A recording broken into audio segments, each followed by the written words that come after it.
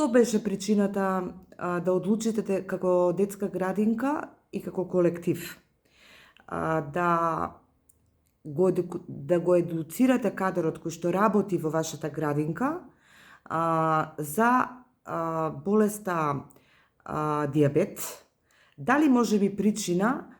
се и дечињата кои што од мала возраст, за жал, се соочуваат со оваа болест? Да, години наназад во градинката немало деца кои што биле згрижени, а ја имаат оваа болест, дијабетот. Основна причина за која што ќе следат едукативните работилници посветени на оваа болест, грижата и заштитата на децата, основна причина се дечињата кои што изминативе години ни се појавуваат како случаи со дијабет, а навистина се специфични и навистина животот со дијабет не е лесен ниту за децата, ниту за семејствата, а од друга страна ние како градинка и како партнери во соработката мораме да испорачаме квалитетна услуга и кон децата и кон родителите.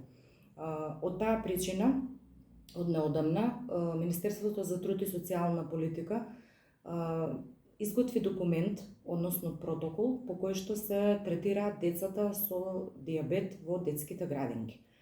За да може сите овие информации доследно да бидат пренесени на персоналот, во соработка со Црвениот крст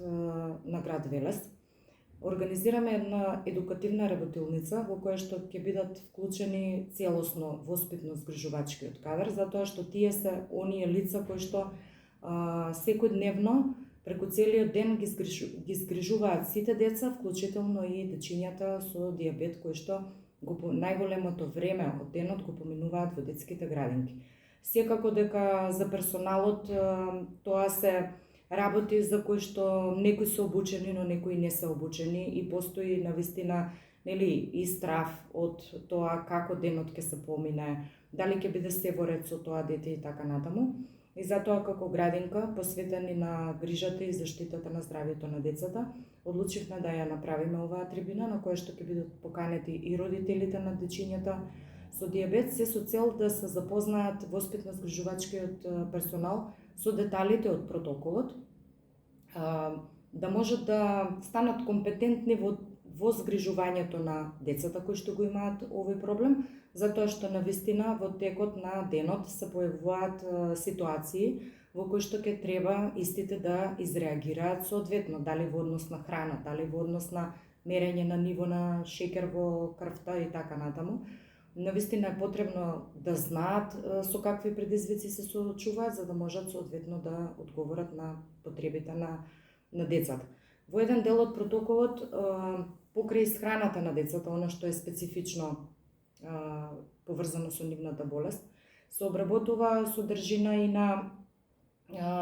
емоционалниот развој на детето, колку тоа треба да биде вклопено во средината, колку не треба болеста да ја чувствува како пречка или како закана за останатите деца во средината во која што детето престојува, затоа што тоа е битен и значаен сегмент. Значи, кога веќе ја имаме болеста, многу е битно да ја прифатиме и да се носиме со сето тоа. Навистина децата се многу мали и треба да се внимава на кој начин се превземаат активностите и како тоа понатака и во животот